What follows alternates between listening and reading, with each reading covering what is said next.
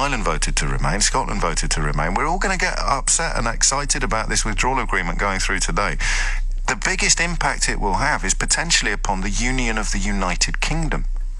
And I've got a horrible feeling people aren't realising that, aren't recognising that. And this, well, it looks very arrogant, this idea that you can send 47 MPs to Westminster out of a total of 59 and then get told by Boris Johnson that this thing that your entire party exists to achieve is just not something we're prepared to offer you at the moment. Charlie's in Dunfermline. Charlie, what's going on? Hi there, James. A pleasure to speak to you, my friend. Well, we'll see. Yeah, just a couple of things really. I'd like to point out a couple of things that looks like would happen if Scotland is taken out of the EU by this Brexit. We rely heavily on freedom of movement in Scotland, massively in fact. I mean, you can call any hotel up the west coast of Scotland and they will tell you they rely heavily on freedom of movement, people coming over to work in their hotels. I think it's something like 50% of the people that work in hospitality in Inverness are European citizens.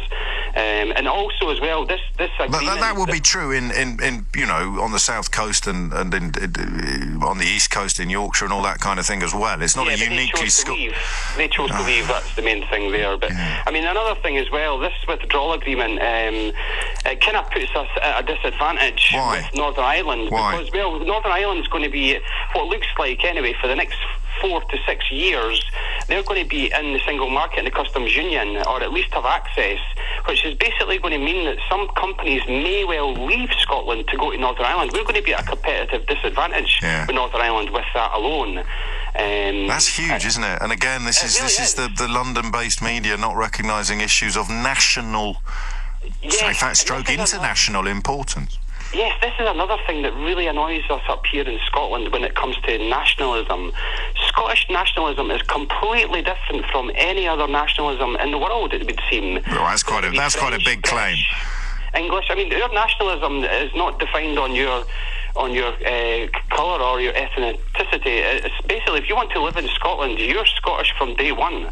It's as simple as that. We're welcome. That's not what... I mean, there'll be a lot of English incomers who might dispute that rather rosy depiction. Of course. I mean, look, at the end of the day, I think it's a lot to do with sport when it comes to not so much anti-English, but I mean, there's a rivalry there, you know. It's like Man United, Liverpool, it's like Scotland, England, you know. I mean, it's, what was it, France, Belgium, they've got a bit of a rivalry too, but it's not a hatred, it's not a deep down hatred. We just want to form our own future, you know.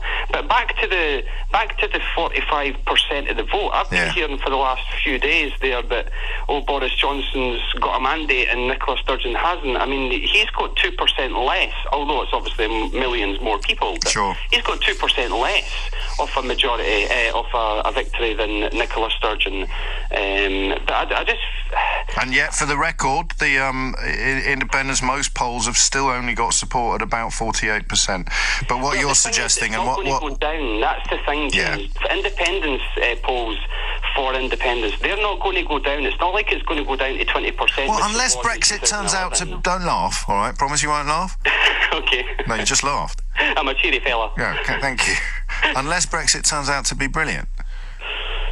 Well, I mean, we don't really have much confidence up here in Boris Johnson's Brexit. That's the thing. Are we going to have to wait 3, 4, 5 years to see if it's going to be beneficial or if it's not? I mean, you look at Priti Patel, for instance. She went from 30,000 cap to 36,000 cap. That's not going to cover the nurses that come to Scotland and work, or the dental surgeons, you know, let alone the agricultural workers, the seasonal workers, or anything like that. We've got so much of a problem up here.